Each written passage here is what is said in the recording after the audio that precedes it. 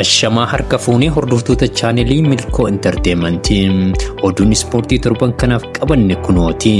Turtii keessan waliin taasisan affeerraa keenya yeroo hundumaati. Oduu har'aa wajjin milkeessaa galatooti.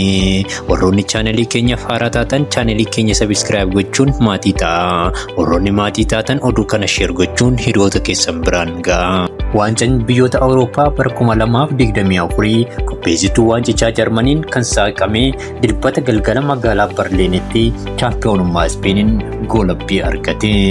Tapha walakkaa xumuraatiin biyya tilmaama injifannoo argatte chaampiyoonaa waancaa addunyaa bara 2018 Faransaay mo'achuun xumuraaf kan qaqqabde Ispeen garee biyyaalessaa Ingilaand wajjin falmii hadhaa gaggeessuun injifatte. Boqonnaa dura galchii malee taphichi xumurame. Boqonnaa booda garuu haalli sun jijjiirame. Dargaggeessi ganna 22 Nico Williams kubbaa Lamine Yamal daqiiqaa 47ffaa irratti mijeessee kenneef kiyyoo keessa buusuun Ispeen dursummaa qabachiise. Jijjiiramee gara dirree kan seenee Cole Palmer daqiiqaa 73ffaa irratti kubbaa Jude Bellingham mijeessee kenneef galchuun Ingilaanditti abdii horee ture. Haa ta'u malee daqiiqaa 86ffaa irratti kubbaa Marc Cucurella mijeessee kennee Michael Oyarzabal garagalchitti jijjiiruun Ispeen dursummaa qabachiise. Hawwii Ingiliizotaa dhadhaa ibidda bu'e taasise. Ispeen galchii 2-1 Ingilaandin injifachuun mootii waancaa biyyoota Awurooppaa marroo 4 ta'uun seenaa haaraa galmeessite.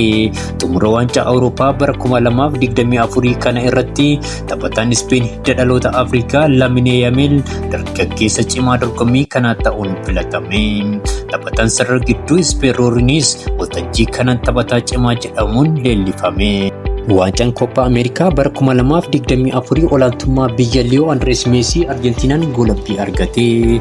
Tapha Koppaa Ameerikaa walakkaa xumuraatiin Arjentiinaan Kanaadaa injifachuun xumuraaf kan qaqqabde yoo ta'u, tapha kana irratti dargaggeessi Oromoo garee biyyaalessaa Kanaadaaf taphatu Ali Ahmad sochii bareedaa dirree keessatti agarsiisaa tureen miidiyaalee gurguddoo addunyaan leellifame. Tapha xumuraa Koppaa Ameerikaa irratti Arjentiinaan Kolombiyaa wajjin kan falmatte daqiiqaa idileen galchii lakkoofsisuu hin dandeenye. Keessumattuu miidhamaan daqiiqaa 66ffaa irratti Meesii direedhaa kan dhabde Arjentiinaan yaaddoo hamaaf saaxilamtee ture. Haa ta'u malee daqiiqaa dabalataa 112ffaa irratti kubbaa Silson mijeessee kenneen Lautaro Martinez kiyyoo keessa buusuun Arjentiinaan akka chaampiyoonaa taatuuf seenaa katabe. Tapha Koppaa Ameerikaa kanaan galchii olaanaa lakkoofsisuun Lautaro Martinez badhaafame. Taphataan Kolombiyaa sochii gaarii agarsiisaatiin tureen James Rodriguez taphataa cimaa waltajjii Koppaa Ameerikaa bara kanaa ta'uun leellifame. Oduu jijjiirraa taphattoota ganna kanaatiin Real Madrid taphataa collee Faransaay Kylian Mbappé jijjiirraa bilisaatiin mallatteessisuu isaa ifoomse. Yaada keessa qabdannuuf qooda waan maatii keenya taataniif galatoomaa. Horaa bulaa deebanaa.